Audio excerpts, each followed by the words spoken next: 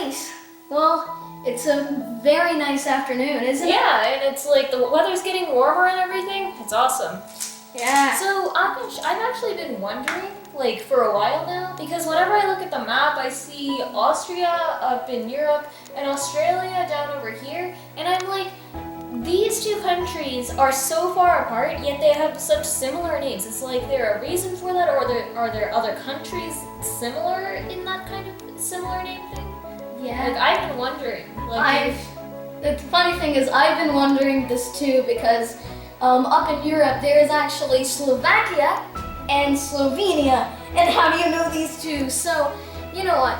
Should we talk about these countries with similar names? yeah, definitely. It'll be an interesting topic. Yes, let's talk about it. All right. So, let's take a look at the countries with similar names in the world.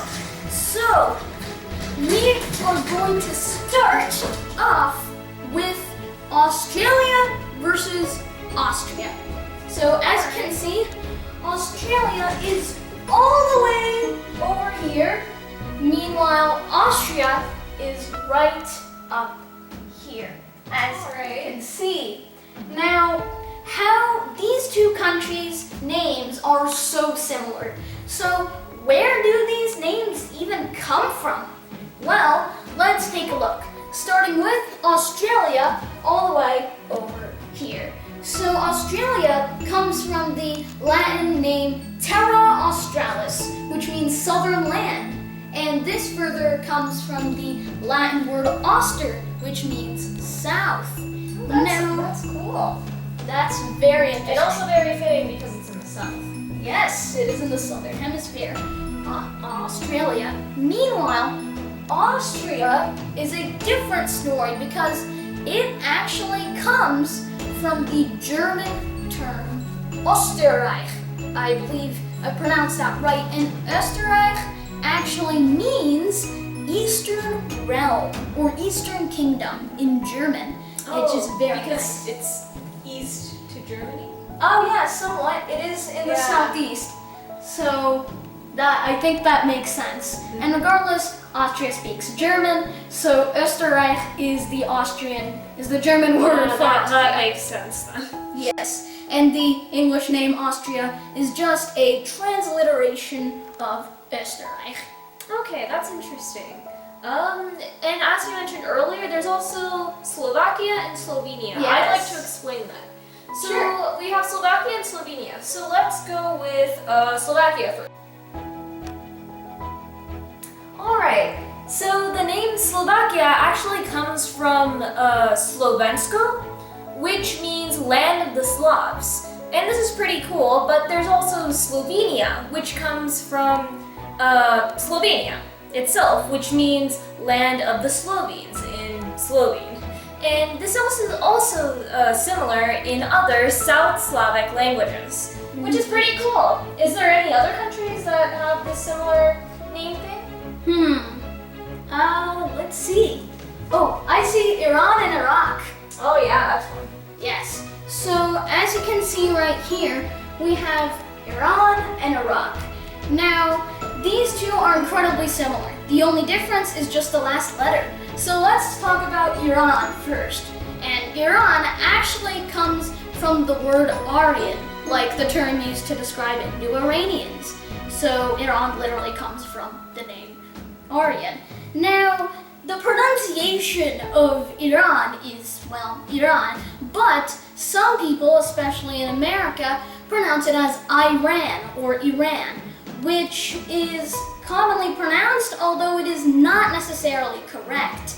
And it's the same thing with Iraq, which is commonly pronounced Iraq instead of Iraq.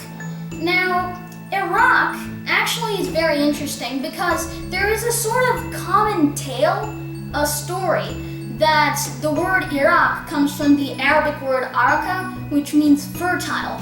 This is not actually true. Instead, the meaning of the word Iraq can be traced to several sources actually, one of which is the Sumerian city of Uruk. Sumerian is this area in southern Iraq. And Uruk was an ancient city. So Iraq may have come from that name. It also could have come from the Arabic word Iraq, which means lowlands, and it could also come from the Aramaic term Irg or Yurg, which actually refers to southern Mesopotamia. And Mesopotamia is this whole region here, where Iraq and Syria is. So that the southern region of Mesopotamia would be roughly here, and that is where Iraq is today. That's actually really cool. That's very interesting. Let's move on. There's even more countries. For example, over here in the Caribbean, we have Dominica, as well as the Dominican Republic. See, look how small Dominica is. Yeah, exactly. It's in the Lesser Antilles, which is an incredibly small region in that area. So let's start with Dominica, right? So Dominica actually came as a name back when Christopher Columbus first got upon the island. And it was named because whenever he came, he was like, wow, what an interesting island. I'm going to name it after the day that I came here. And so he named it Dominica, which is Sunday, but in Latin. So now we know. Christopher Columbus came to Dominica on a Sunday. So you're saying that an entire country is named after the day of the week that Christopher Columbus happened to come upon the island. Yeah, basically. Which is great. That's very interesting. But what about the Dominican Republic? Did he also come there on a Sunday? Well, apparently not. But actually, the Dominican Republic was named after the saint named Santo Domingo de Guzman. Yes. Yeah, exactly. And it's very interesting that not only is the country named after this, so is the capital, Santo Domingo. Nice. Yeah. And I reckon there's also a university. Oh yeah, there is. The Autonomous University of Santo Domingo. Yep. That is also named after Santo Domingo de Guzman. So that is the origin of the term Dominican Republic. Yeah, exactly. Which I find very, very nice. Take a look at that right there. That's the Dominican Republic and its capital, Santo Domingo, named after Santo Domingo de Guzman. Now, I find another one particularly interesting because there are 4 countries with that name. That's a lot. So this is actually the Guineas. So let's take a look at the Guineas, starting with Guinea, which is right over here. Alright, that's pretty obvious. Yep. And then just to the northwest, Guinea-Bissau, as you can see. And then, if we go all the way down past the Gulf of Guinea to Equatorial Guinea, and then perhaps most interestingly, for the final one of these Guineas, you have to go all the way over here. Oh, wow. Papua New Guinea. So, how did all of these Guineas come up? I think they were just naming too many places and they were like, well, let's reuse this one. Yeah, I guess that's pretty much how most of these went. But I mean, what about the original name Guinea, which looks kind of interesting? But how did the name Guinea came along? Well, first of all, the country of Guinea is named after the Guinea region, and the Guinea region is just this whole area. So this is actually where the Gulf of Guinea is named as well. Now, where did this Guinea region come from? Well, apparently there's 2 different theories as to how it came about. Oh, really? Yes, because it's uncertain where it came from, but we have 2 competing theories. The first one is that this term Guinea came from the Spanish word Guinea, which further originated from the Portuguese term Guinea, and it's sometimes said that this Portuguese word Guinea was taken from the Berber language, which is over here, mostly spoken in northern Africa, and it came from this Berber term Guinazen, which I believe means the burnt people, which is a somewhat insulting reference to the people living below the Senegal River, which is actually over here. So below this is Guinea and Guinea-Bissau. And the Portuguese who visited this area deemed them to black. And black in comparison to the people who lived above this Senegal River over here, who the Portuguese deemed to be more brownish or tawny.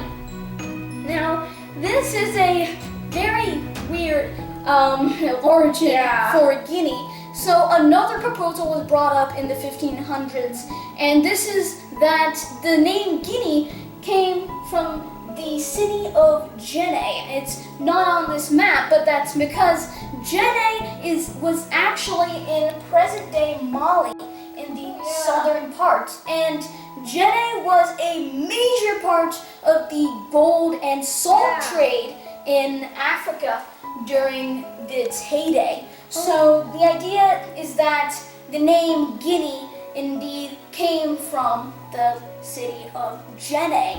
So those are the two theories about where the name Guinea came from. I heard about the gold and salt trade thing in my history class, though. Nice. So it's really interesting, in my opinion, that could have been where the name came from. Yes. And then there's actually more, because this is just the first of 4 countries with the name Guinea. And the second one is Guinea-Bissau, just over to the northwest of Guinea. And as you can see, its capital is Bissau. And this is the interesting part of the Guinea-Bissau's name, because it actually originated from the local name Ichasu, which actually means brave as a jaguar, because this matches the warrior profile of the inhabitants of the city of Bissau. Oh, well, that's very nice. That's a very nice name for that. Yes, and it is very fitting as well. So the name Ichasu meant brave as a jaguar. Now, over time, this name kind of corroded itself. So from Ichasu to Nsasu to Bosasam. And at this point, the Portuguese came along, saw this name Bosasam, and thought, hey, let's just call it Bissau. So that Bissau was B-I-S-A-O in traditional Portuguese fashion. And eventually, over time, that became the current spelling of Bissau, which is B-I-S-S-A-U.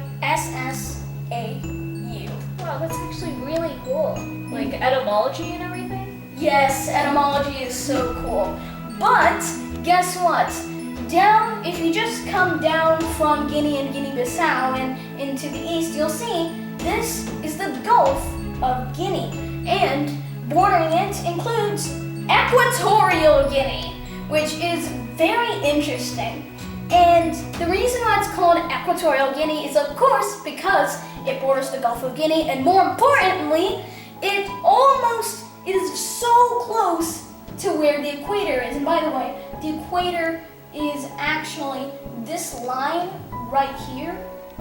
I hope you can see that, but this line right here is where the equator goes. And so Equatorial Guinea is just slightly to the north of the equator. So that is why it is named Equatorial Guinea. And by the way, fun fact, I believe it is the only country in Africa to speak Spanish as an official language. Oh, okay, that's actually really cool. Yes, because for the most part of colonization of Africa, Spain left a lot of its residue up in Morocco, especially in the bits of Ceuta and Melilla, which are still like some of the only bits of Africa still controlled by a European country up there, Ceuta and Melilla by Spain.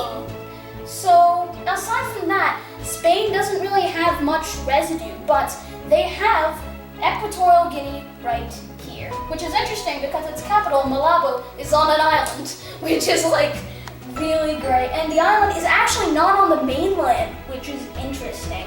It's near Cameroon, actually. So we've covered 3 of the 4 Guineas, and so there's one more Guinea. It's nowhere near Africa. And it is right here. Way over here is the whole island of New Guinea, where Papua New Guinea resides.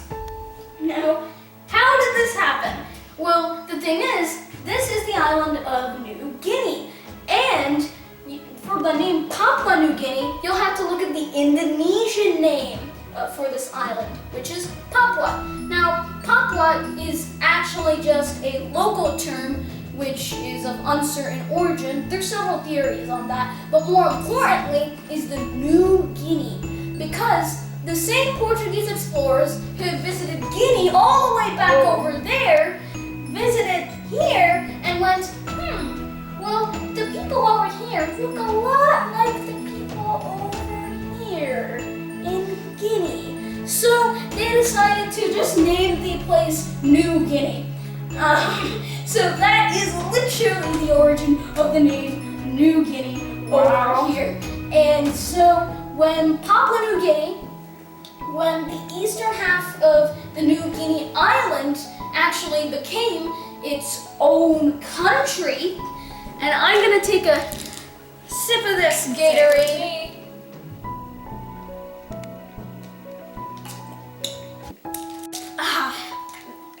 Really good. Very refreshing. Energy drinks are the best. Now, over here, when the island of New Guinea was split in two, this side, which became the independent country, decided to name itself Papua New Guinea, when you combine the Indonesian name and the English name, Papua New Guinea. Okay, that's great. And that is all of the 4 Guineas, which is impressive. Yeah, that's awesome. Oh, I have another one I'd like to share. Sure. It's back in Africa. Oh, okay, we're coming back. Yeah, so you see these two, they're right on top of each other. I always Nigeria. confuse myself. Yeah, exactly. Niger, Nigeria. So then let's figure out why they have these names, right? So first let's look at Niger. So you see this river, right? The Niger River. It flows through the west part of Niger. That's why it's named like that. That's pretty easy, isn't it? And by the way, where does the name Niger come from? I think So, if I'm going to be honest, we don't know. It has unknown origins. But I did hear that there was a theory. Can you explain it? Oh, sure. So the theory is that it comes from the Tuareg language, and the Tuareg language is another local language spoken in this area of North Africa. Wow, And that's cool. this comes from, I believe, the term in Tuareg, negire, which apparently means flowing water. Because well, that's fitting for a river, isn't it? yes, because that is what happens in a river. It's flowing water, so that is literally a theory for where this name of Niger came from. That makes sense. So now we know where Niger comes from. Let's look at Nigeria. Yeah. So, as we see, the Niger River flows through Nigeria. So obviously, it could probably be named from there as well. But there's also a little bit of a difference here because someone actually named this, a journalist did. Her name was Flora Shaw, and she named it. Her name was Flora Shaw, and she named it in 1897. That's a long time ago, isn't it? Yeah, it is. But then again, this was during a time when Britain and all in France and Spain, Germany, everyone was colonizing Africa and Yeah, just scrambled exactly. for Africa, as it's called, right? So Nigeria is just something that Flora Shaw published in a editorial, I believe. That's cool. And She is a journalist, so. yes, she is a journalist, and soon that became the official name of Nigeria. Makes sense. That's interesting. Yep. Now, if I'm gonna be honest, I think I have one more to share. You do? Okay. And it's actually all the way here in South America. Okay. Now, as you can see, this is the country of Paraguay. And below it, if you cross the border between Argentina and maybe Brazil, you will see Uruguay also there. Now, what are these two and what do these mean? Where do they come from? So we'll start with Paraguay. And in fact, both of these come from the Guarani language, which is an indigenous language spoken in this area. It's a beautiful language. Oh, that's nice. So Paraguay actually comes from the Guarani term Paraguay, which actually means River of Crowns, which is very, very nice. And it can also come from the term Paragua, which also is there, and it means feathered crowns. Well, which that's is neat. a very nice visualization for a name. Yes. They knew what they were doing. They were like, hey, we should name our country a very beautiful name. And so they did. Paraguay is indeed named after the Paraguay River, which of course flows through the country. And let's see, can I find where it is? This is the Piranha River. It's another famed river. It seems not actually to be labeled on this map, but I mean, it's there. And that's because there's loads of rivers in South America with all the rainforest, the Amazon rainforest. So there's loads of rivers. To put them all on the map would mean that this isn't a map to label the countries, it's a map to label the rivers. Yeah, so that's Paraguay. Now let's take a look at Uruguay. And it is just as interesting. It comes from the Guarani term Uruguay, which again, and this, like you can see, it comes from the Uruguay River, which flows over here. And so it can come from Uruguay, the Guarani term, which I believe means bended river, if I have that right. So you can have Uruguay mean that, or it can actually come from the Guarani Uruguay, which apparently refers to a type of river snail, yes, a snail, of the species Pomelo megastoma. And that is Paraguay and Uruguay, and these two are perhaps my favorites of all of these because they're just they're very pretty names and I really like them. So I think we've actually covered a similar named country for almost every continent, or all of them? Almost all of them. And then of course there's like all of these stans over here. And by the way, stan pretty much means country. So that's kind of simple.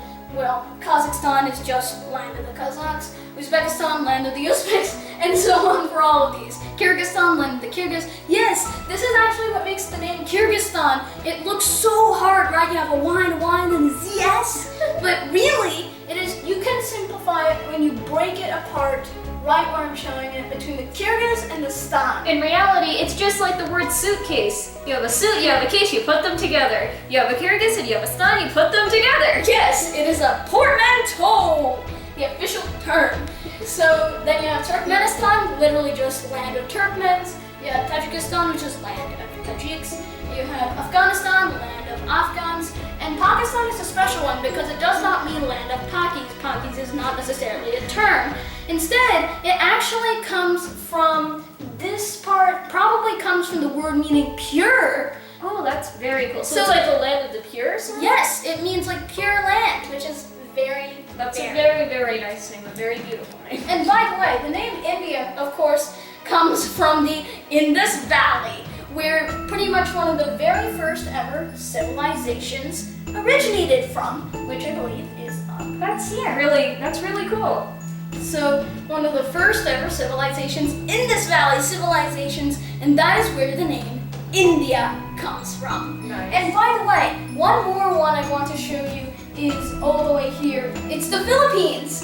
And this is an interesting story because it has to do with more colonialization. Oh. Because Spain, which is all the way here, managed in the 1700s to come all the way over here to the Philippines. Now, this team of explorers came, I believe the head was Roy Lopez de Villalobos, and what he did was he came here and he named so these islands are where he landed at, Leyte and Samar. And so he named these islands the Filipinas after the king Philip II of Spain. Actually, when the Spanish came over here, he actually hadn't been crowned as king yet. He was the prince. He was the prince. So he would later become the king in roughly around the 1550s, and he served until the 1590s. So quite a long lasting, that's 40 years worth of kingdom. So that is where the name Philippines came from. But that was the name Filipinas. Now, where did this new name Philippines came from? Well, this was because in the 1890s, almost 100 years after Lopez de Villalobos' expedition to this region, almost 100 years later, and Spain was fighting a war against, you guessed it, America! So this was actually in 1898, I believe, and it was all the way over here dealing with Cuba. So at the time, this was under Spain, but then the US decided to come along and say, hey, let's go to war, because we really want this land. And to be fair, what they ended up doing was that America won, and this land became a Cuba, the country. And yes, it became its own country, which is pretty much controlled by the US at some point. But meanwhile, another Spanish territory, like I mentioned earlier, it was the Philippines. By this time, the Spanish had taken pretty much all of this space here as part of colonialization. So, eventually a Philippine movement started coming along saying, hey, we want independence from Spain. But after the Spanish-American War, America decided to come along here, and yeah, new war! So now there's the Philippine-American War going So basically they were like, hey, we are going to fight against the Spanish and help you. Now we're going to go to war with you. Yeah, pretty much that is what happened. And this eventually, after a couple more years, this ended in American victory. And what this has to do with the name is that during the entirety of this war, the Spanish-American War and then the Philippine-American War, during the entirety of it, the US referred to this place as a translation of the name Filipinas as the name Philippine Islands. And from there came the name Philippines, and that is why this country, the Philippines, is named so. And that is one of my favorite stories because it has to do so much with the history of the Philippines, and that's very interesting. And wow, just all of these countries around the world. It's very interesting to know how their history or the etymology or their culture, whatever it is, how it ties into their name. Because usually it's something that's relating to their roots in one way or another, and I think that's cool. Yes, and that is by far the most interesting things about the names, that there's more to it than just saying a bunch of sounds. There's more to it. There's a history behind it, which can sometimes dull, as was seen with the Philippines. The history of a country as itself, and that is just amazing, and it's so symbolic. And man, is it such a great afternoon? Or, oh man, the sun is shining now. Well, yeah, it's summer now, basically. Nice. I mean, it is summer season, sort of.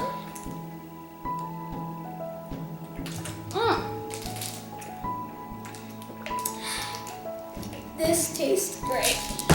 Thanks so much for watching. Love you, Akash And Amrita.